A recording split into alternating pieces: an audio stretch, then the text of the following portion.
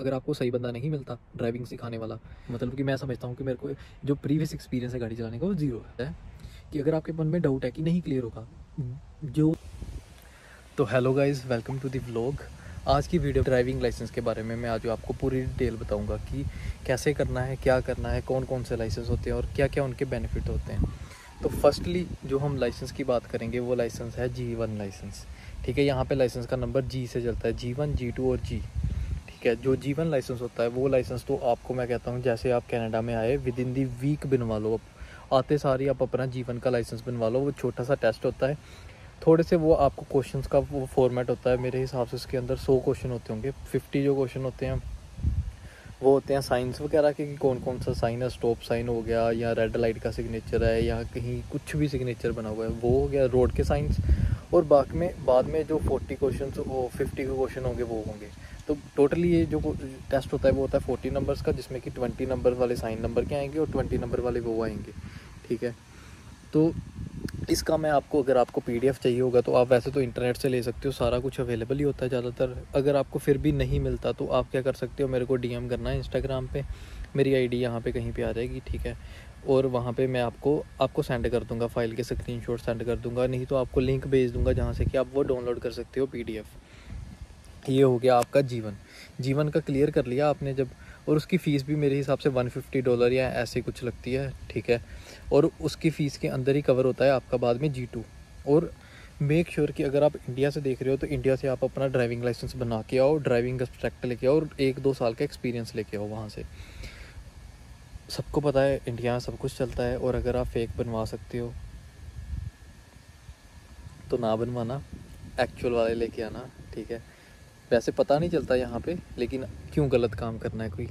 ठीक है, तो वो चीज़ होगी। आपके पास अब इंडिया का 2-3 साल का एक्सपीरियंस हो गया, उसके बाद आप क्या कर सकते हो कि यहाँ पे आके सीधा आप अपना G वाला एग्ज़ाम भर सकते हो। G वाला एग्ज़ाम ये होता है कि मतलब वो सबसे टॉप का लाइसेंस है। ठीक है, गाड़ी चलाने के लिए सबसे टॉप का लाइसेंस है G का। और G का लाइसेंस होता है तो उसके आपको बेनिफिट्स बहुत मिलते हैं, मतलब कि आप उबर वगैरह चला सकते हो। अगर आपके पास G2 होता है तो आप उबर वगैरह नहीं चला सकते, तो ये थोड़ा सा बेनिफिट मिलते हैं आपको। और इसका जो होता है वो लॉन्ग टर्म में जाके मतलब कि आपको फ़ायदा ही होता है एज़ कम्पेयर टू नुकसान के। अगर आप इंडिया से ही ये वाला लाइसेंस बनवा के आते हो, थोड़ा करके आते हो, क्योंकि मैंने ये चीज़ काम नहीं किया था, सो मेरे को पता नहीं था और मेरे को सब ने बोला था। और यहाँ पे आके मेरे को भी फिर कितना टाइम लग गया, अभी तक मेरे 2 साल हो गए और मैंने अब जाके लाइसेंस बनवाया। और मेरे को अब फील होता है कि मैंने इतनी लेट क्यों किया, क्योंकि जब आप इतनी लेट बनाते हो तो फिर उसके बाद आपके नुकसान ही होते हैं। यहाँ पे कनाडा में ये चीज़ है कि जो सा लाइसेंस बनता है आपका, जितने ज़्यादा आपके पास लाइसेंस हैं उतना ज़्यादा ही आपके पास ज़्यादा स्कोप है पैसे अर्न करने का। अब ये आपके ऊपर डिपेंड करता है कि आप कौन कौन से लाइसेंस लेते हो, क्योंकि यहाँ पे जो है वो कंपटीशन जो है वो बहुत ज़्यादा हो चुका है। उसकी वजह से आपको ज़्यादा से ज़्यादा लाइसेंस की, या मतलब कि आपको कुछ ऐसा करना पड़ेगा कि आप जो पूरी की पूरी दुनिया है उससे डिफरेंट चलो। तो वो डिफरेंट चलने के लिए एक जो लाइसेंस होता है वो सबसे बढ़िया चीज़ होती है, क्योंकि यहाँ पे बिना लाइसेंस के कोई काम हम कर नहीं सकते। तो जिसके पास लाइसेंस होता है वो आगे चला जाता है, जिसके पास नहीं लाइसेंस होता वो बेचारा फिर ऐसे पीछे रह जाता है। मतलब कि आप भीड़ से डिफरेंट कैसे होना है लाइसेंस बनवा के। तो आपने बनवा लिया ना G। अगर आपके पास इंडिया का एक्सपीरियंस है तो आपका G लाइसेंस बनेगा। G लाइसेंस क्या होता है, वो रोड के ऊपर, मतलब कि आपका इंडोर, मतलब कि शहर के अंदर, और आपका हाईवे के ऊपर।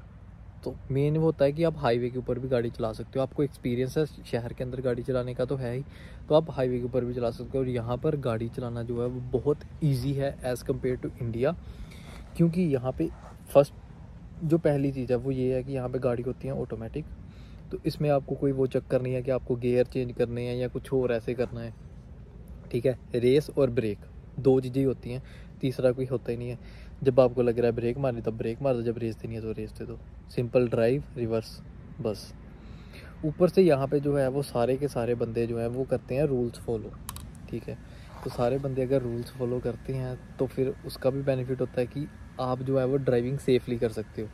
ठीक है, अब बात आती है कि आपने ड्राइविंग यहाँ पे सीखनी किससे है।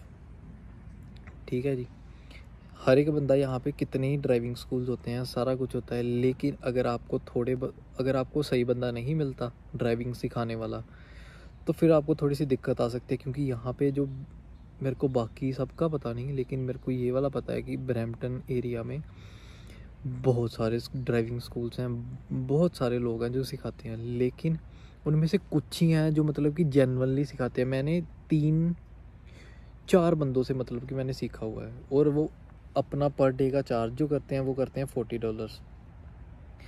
यहाँ पे सबसे मेन आता है कि आपको सिखाने वाला बंदा कैसा है, उसके पास एक्सपीरियंस कैसा है, और एक होता है कि आपको बंदा वो क्लिक कैसे करता है, क्योंकि हमें होता है कि हर एक का सिखाने का तरीका अलग होता है, और कईयों का जेन्युइन में सही होता है, कईयों का नहीं होता।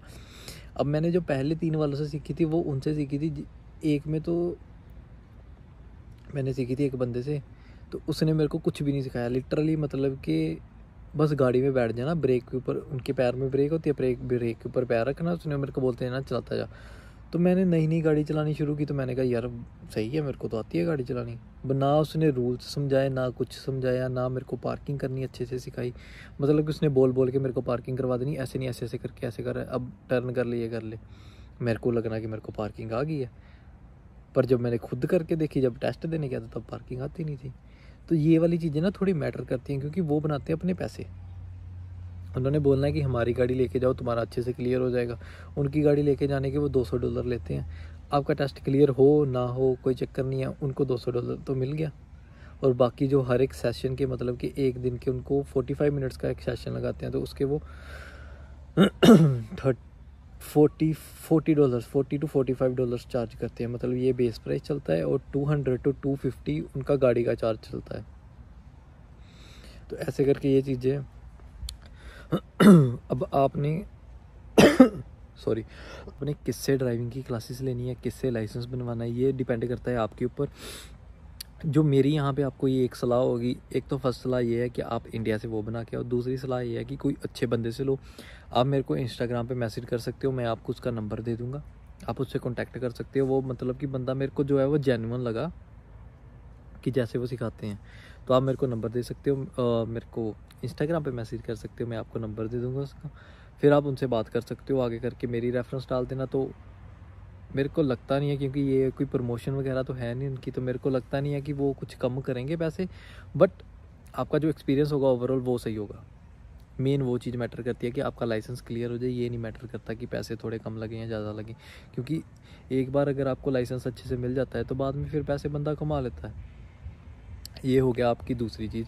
उसके बाद एक और जो मैं आपको सलाह दूंगा वो ये दूंगा कि मेरे को जो पहले वाले बंदों ने करवाया था, उन्होंने करवाया था मेरे को मिसिसागा, और एक ने करवाया था ब्रैम्पटन, एक ने करवाया था मिसिसागा। मेरा जो जी का था वो उन्होंने कराया था मिसिसागा, और जी मेरा क्लियर नहीं हुआ, उसके बाद G2 का करवाया तो वो उन्होंने कराया ब्रैम्पटन। तो ये दोनों चक्कर में ही यहाँ पे होता है ट्रैफिक, और यहाँ पे जो लोग गाड़ी चलाते हैं वो भी ऐसे चलाते हैं। तो यहाँ पे ना वो इजीली पास नहीं करते बंदे को। जैसे मान लो कि एक दो गलती होगी ना, तो उन्होंने नोट कर लेनी, और उन्होंने बाद में पास नहीं करना, उन्होंने हमें गलती बता देनी कि तेरी ये गलती है, तो पास नहीं होगा। अब यही मैं बताता हूँ, मैंने दिया है अब जो मैंने पास किया है वो टेस्ट, वो मैंने दिया जाके ऑरेंजविल यहाँ से है, मेरे घर से था आधा एक घंटा दूर। ठीक है, क्या फ़र्क पड़ता है आधा एक घंटा जाने का, कोई फ़र्क नहीं पड़ता। वहाँ पे बेनिफिट्स क्या हैं वहाँ पे जाने के? फर्स्ट बेनिफिट है वहाँ पे जो G2 देते हैं और जो G भी देते हैं, वहाँ पे 1 लेन रोड। ठीक है, मतलब 2 लेन, वही की मतलब एक 2 लेन रोड है। ठीक है, एक तरफ से जाना एक तरफ से आना है। यहाँ पे कितनी है? यहाँ पे 4 लेन्स हैं। ठीक है, वहाँ पे स्पीड कितनी है? मैक्सिमम 50। यहाँ पे मैक्सिमम स्पीड कितनी चलती है? जो नॉर्मल रोड्स होती हैं, जैसे डिक्सी वगैरह की रोड है, मिसिसागा वाली रोड है और ये रोड है, वहाँ पे चलती है 70। ठीक है, अब अपने एक तरफ से आप 70 पे गाड़ी चला रहे हो, दूसरी तरफ आप डाउन करके आते हो 40 पे, क्योंकि जो इनसाइड होती है वो 40 होती है। ठीक है, तो अब जो तो बंदे ने इंडिया में गाड़ी चलाई है, ठीक है, वो तो डन है। ठीक है, जैसे मैंने इंडिया में ज़्यादा गाड़ी नहीं चलाई। ठीक है, टू बी फ्रैंक, इंडिया में मैंने थोड़ी बहुत गाड़ी चलाई है, 2-3 बार, ज़्यादा नहीं चलाई। मतलब कि मैं समझता हूँ कि मेरे को जो प्रीवियस एक्सपीरियंस है गाड़ी चलाने का वो 0 है। ठीक है, तो उस बंदे के लिए ना, एक बार जैसे मैं ये वीडियो बना रहा हूँ उन बंदों के लिए जो मतलब कि बिल्कुल 0 हैं, और जिनको तो पता है कि गाड़ी कैसे चलती है, सारा कुछ चलता है, तो वो तो सिंपली उससे बात करके 1-2 सेशन लगा के वो बता देगा आपको जेन्युइन। मतलब कि वो बंदा मेरे को जेन्युइन लगा। वैसे मैंने ज़्यादातर जो बंदे देखे हैं वो मैंने ये देखे हैं कि वो करते हैं कि मेरे को पैसे आए, मैं जितने ज़्यादा से ज़्यादा सेशन लगा सकता हूँ वो लगाऊँ। लेकिन इस बंदे ने मेरे को सेशन बोल दिए थे कि तेरा, मैंने 4 या 5 सेशन लगाने, तेरा क्लियर हो जाएगा। मेरे से अच्छे से सेशन लगा ले। और मैं बोलता था लाइक खुद मैं बोलता था कि मेरे को आज का सेशन चाहिए, कि मेरे को नहीं आ रहा मेरे को, तो वो नहीं कहते तेरे को नहीं लोड, कल सेशन लूँगा तेरा, परसों लूँगा, वहाँ से जब तेरा टेस्ट होगा उससे पहले 2-3 दिन तेरे अच्छे से सेशन लेके तेरा सारा क्लियर कराऊँगा। तो ये बात मेरे को सही लगी उनकी, कि वो ऐसे करके मतलब क्लासेस लगवाते हैं। और देखो यार, पैसे तो हमने सबको देने हैं, हमें क्या है, हमें तो क्लियर करना है, ठीक है।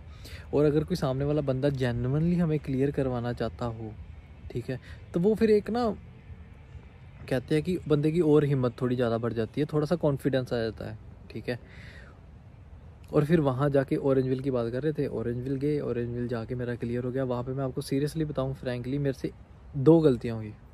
फर्स्टली मेरे से जो उन्होंने पार्किंग करवाई, मेरे से पार्किंग सही नहीं हुई, ठीक है, क्योंकि मैंने जल्दी कर दी। और वो मतलब कि एक बार में नहीं हुई, मैंने 2 बार में 3 बार में मैंने पार्किंग की, ओके, ठीक है। उसके बाद क्या हुआ, उसके बाद मेरी बीच बीच में स्पीड भी ज़्यादा हो रही थी, ठीक है। जैसे 40 का जोन था, मेरी 42-43 पे स्पीड जा रही थी, जो कि मैं ब्रेक मार के कवर कर रहा था, लेकिन फिर भी जा रही थी, ठीक है, जो कि नॉर्मल चीज़ है। बट यही चीज़ मेरी यहाँ पे ब्रैम्पटन वाली जगह पे हुई थी। तो उन्होंने क्या किया था कि हाँ, फेल कर दिया था कि तेरी स्पीड तो अपनी स्पीड मैनेज नहीं कर पा रहा, ठीक है। अब यार मैं नया नया ड्राइविंग चलानी सीखी, ठीक है, गाड़ी चला रहा हूँ, ऑटोमेटिक गाड़ी है, रेस पे पैर देता हूँ स्पीड ज़्यादा होती है, रेस से पैर उठाता हूँ स्पीड कम हो जाती है, बंदा करे क्या, ठीक है। वो तो एक्सपीरियंस बंदा होता है जिसको पता है कि हाँ यहाँ तक प्रेस करना है तो ऐसे करना है। मेरे को तो ये होता था, आधा 1 घंटा गाड़ी चलाने के बाद, जैसे कि यहाँ से स्टार्टिंग में पहले हम प्रैक्टिस करते हैं ना, तो आधा 1 घंटा गाड़ी चलाने के बाद मेरे को रेस का पेडल फील ही नहीं होता था। वो तो मेरा बस मतलब कि दिमाग में चल रहा था कि हाँ मैंने रेस पे पैर रखा हुआ, मेरे को फील ही नहीं होता था कि मैं दबा रहा हूँ, कितना प्रेस कर रहा हूँ, क्या कर रहा हूँ। जब 70 के जोन पे गाड़ी चलाते हो तो उसके बाद 40 वाले जोन में तो आपको वो फील ही नहीं होता कि हाँ वो है अभी पैर में कि नहीं है।